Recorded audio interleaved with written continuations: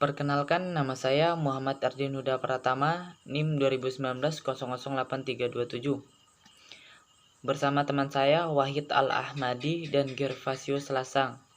Pada kesempatan ini kami akan mempresentasikan tentang retensi dan separasi karyawan. Untuk presentasi pertama akan dipresentasikan oleh saya sendiri. Saya akan menjelaskan tentang pengertian retensi dan separasi karyawan. Retensi adalah bentuk atau cara mempertahankan karyawan agar tetap bekerja dan loyal terhadap perusahaan. Begitu pula sebaliknya, separasi adalah keluarnya karyawan dari lingkungan organisasi, baik secara sukarela maupun paksa.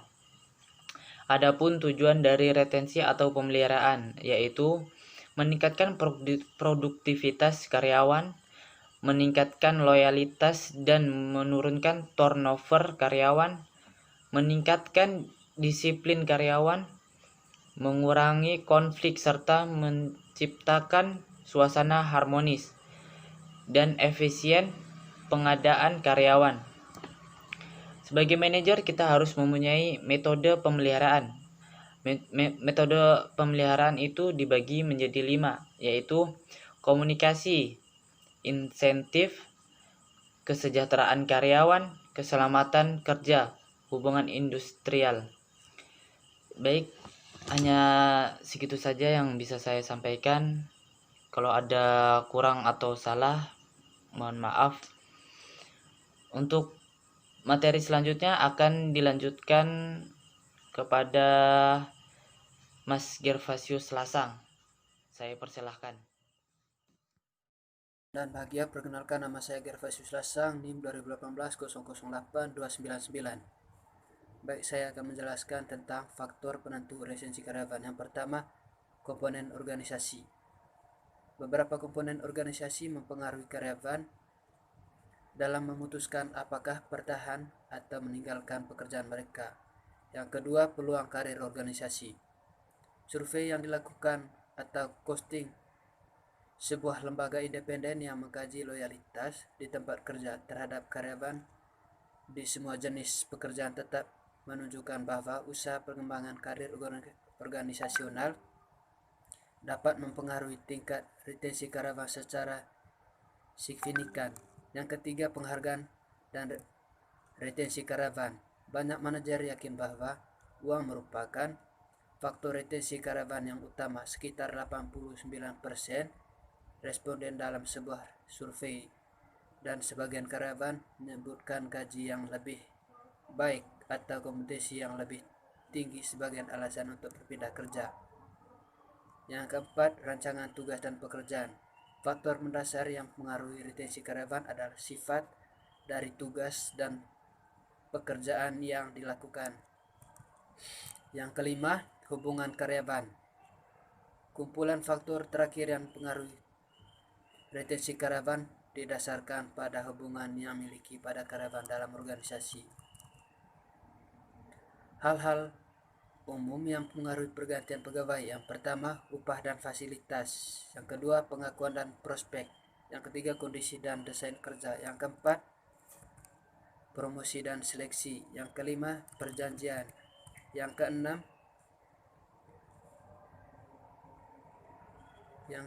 kondisi dan desain kerja. Separasi adalah keputusan antara pekerja dan organisasi dua belah pihak untuk saling berpisah atau PHK.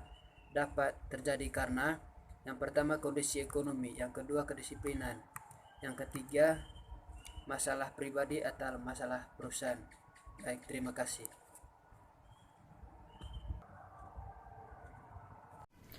Oke, terima kasih Mas Ervan. Untuk presentasi berikutnya saya akan menjelaskan tentang tipe-tipe dari separasi. Nah, ada dua dari tipe-tipe separasi ini. Yang pertama adalah tipe voluntary dan yang kedua adalah tipe involuntary. Kalau voluntary ini berarti secara sukarela dari karyawannya.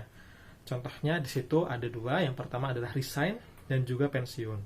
Nah, resign ini dilakukan oleh karyawan. Kadang perusahaan masih menginginkan karyawan tersebut bekerja, namun karyawan tidak begitu menginginkan bekerja di tempat tersebut. Banyak hal yang mempengaruhi, contohnya yang tadi sudah disampaikan oleh teman-teman sebelumnya. Kemudian pensiun jelas mereka harus dengan sukarela untuk mengundurkan diri dari pekerjaan dikarenakan usia yang memang sudah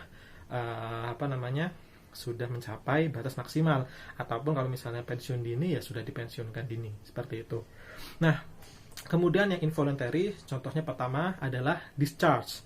Discharge di situ maksudnya adalah seperti PHK. Jadi di sana ada paksaan untuk keluar dari pekerjaan sehingga karyawan tersebut keluar. Bisa jadi karena indisipliner, bisa jadi juga karena hal-hal lain, terutama sih indisipliner.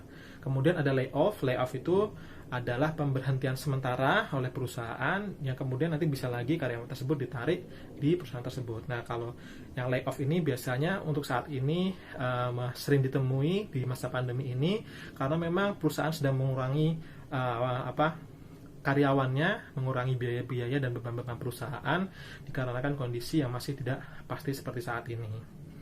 Kemudian kita berbicara soal biaya-biaya separasi. Biaya-biaya separasi itu adalah biaya-biaya yang diakibatkan oleh separasi. Yang pertama ada biaya rekrutmen. Biaya rekrutmen itu karena tadi sudah ada karyawan yang dikeluarkan, otomatis akan merekrut kembali karyawan sesuai yang dibutuhkan. Nah, di situ akan ada biaya-biaya rekrutmen, contohnya seperti biaya iklan, kemudian biaya untuk kunjungan-kunjungan ke kampus untuk melakukan rekrutmen di kampus. Kemudian ada biaya seleksi. Nah, setelah rekrutmen tentunya akan ada seleksi. Seleksi itu ya bisa berupa wawancara. Otomatis kan yang mewawancara dibutuhkan biaya, mungkin menyewa tempat, mungkin menggunakan konsumsi dan lain sebagainya. Kemudian ada juga kalau saat seleksi itu ada tes kemampuan dan tes psikologis. Nah, otomatis kalau melakukan soal tes ini biasanya karyawan perusahaan akan mengeluarkan biaya karena bukan tidak mungkin, namun akan lebih efisien ketika menggunakan pihak lain untuk melakukan tes kemampuan dan tes psikologisnya. Berikutnya adalah biaya pelatihan. Setelah diseleksi, diterima, tentunya karyawan-karyawan yang sudah diterima ini akan dilakukan pelatihan, baik itu sebelum bekerja ataupun setelah mulai bekerja. Namun tentunya akan ada orientasi awalnya. Nah, sehingga orientasi ini masih masuk dari pelatihan awal sebelum masuk ke kondisi pekerjaan yang real, sehingga nanti ketika sudah masuk di dalam waktu bekerja, mereka sudah benar-benar siap untuk melakukan pekerjaan mereka sesuai dengan kultur ataupun behavior, kebiasaan yang ada di perusahaan tersebut. Kemudian yang keempat ada biaya separasi. Nah, biaya separasi ini seperti contohnya adalah pesangon, kemudian asuransi, dan lain sebagainya. Nah, kalau berbicara soal separasi dan retensi ini, semuanya tentunya berdasarkan keadilan. Keadilan seperti apa? Keadilan yang disesuaikan dengan bisa jadi kinerja karyawan dan lain sebagainya. Ada 3 prinsip-prinsip keadilan. Yang pertama adalah keadilan hasil. Maksudnya keadilan hasil ini adalah penilaian dibuat terkait dengan hasil yang diterimanya dan kemudian dibandingkan. Seperti itu. Kemudian ada keadilan prosedural, yaitu konsep keadilan yang fokus pada metode yang digunakan untuk menentukan hasil yang diterima. Kemudian yang ketiga adalah keadilan interaksi. Konsep keadilan yang merujuk pada sifat interpersonal dari karyawan, bagaimana keputusan tersebut nanti diimplementasikan. Nah, untuk keadilan hasil ini ya tentu melihat bagaimana sih hasil kerja dari karyawan tersebut, apakah sudah sesuai target atau belum sesuai target, seperti itu. Kemudian prosedural, seperti apa sih prosedur perusahaan, apakah dilakukan dengan baik, ataukah banyak prosedur-prosedur lain yang dilakukan dengan tidak baik oleh karyawan tersebut sehingga memaksa perusahaan untuk mengeluarkan karyawan. Kemudian untuk yang interaksi, nah di sini biasanya melihat bagaimana sih hubungan antara karyawan yang satu dengan yang lainnya, bagaimana antara hubungan perusahaan dengan karyawan tersebut. Apabila terdapat hubungan yang tidak baik, tentunya di sini perusahaan perlu mengevaluasi karyawan tersebut sehingga sampai akhirnya kalau memang tidak bisa, ya sudah sudah tidak bisa dibina, ya mungkin akan dikeluarkan seperti itu. Kalau kata kasarnya mungkin tidak bisa dibina maka dibinasakan. Kemudian berikutnya adalah faktor-faktor penentu dari prinsip keadilan. Nah, kalau keadilan hasil ini yang menentukan jelas tadi hasil yang konsisten. Targetnya konsisten apa tidak.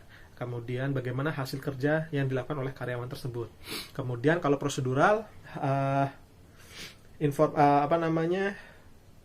prosedur yang dilakukan itu sudah baik atau belum. Prosedur-prosedur yang sudah dibuat oleh perusahaan dilakukan oleh karyawan tersebut atau tidak. Nah, yang terakhir yaitu interaksi. Bagaimana sih kepekaan sosial dia di tempat kerja, bagaimana empati, bagaimana tenggang rasa di tempat tersebut, sehingga membuat kultur perusahaan menjadi lingkungan yang enak untuk mereka bekerja dan nyaman untuk bekerja, sehingga nanti ketika lingkungannya sudah nyaman, otomatis pekerjaan itu akan menjadi lebih maksimal. Oke, begitu untuk materi yang kelompok kami sampaikan. Nah, kesimpulannya adalah yang pertama, retensi itu adalah bagaimana perusahaan untuk memelihara karyawan-karyawannya. Kemudian kalau separasi adalah keluarnya karyawan dari lingkungan organisasi, apakah itu dari cara yang baik atau tidak, apakah sukarela ataupun tidak. Nah, tujuannya retensi itu sendiri yang pertama adalah untuk meningkatkan produktivitas karyawan, meningkatkan kesejahteraan, dan menciptakan lingkungan kerja yang baik. Kemudian metode pemeliharaannya bisa menggunakan komunikasi yang baik, insentif, kemudian kesejahteraan karyawan, keselamatan kerja, dan hubungan industrial. Faktor penentunya ada beberapa, yaitu komponen organisasi, kemudian peluang karirnya, kemudian penghargaan, apresiasi terhadap karyawan, rancangan tugas dan pekerjaan, dan kemudian hubungan karyawan. Hal-hal yang mengaruhi pergantian, adanya pergantian tersebut ataupun separasi, dia bisa jadi upah dan fasilitasnya kurang diminati. Mungkin perjanjiannya juga tidak sesuai. Kemudian kondisi perekonomian ataupun kondisi dari sebuah perusahaan tersebut.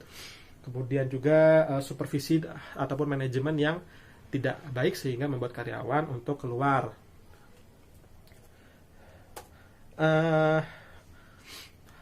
Begitu yang bisa kami sampaikan.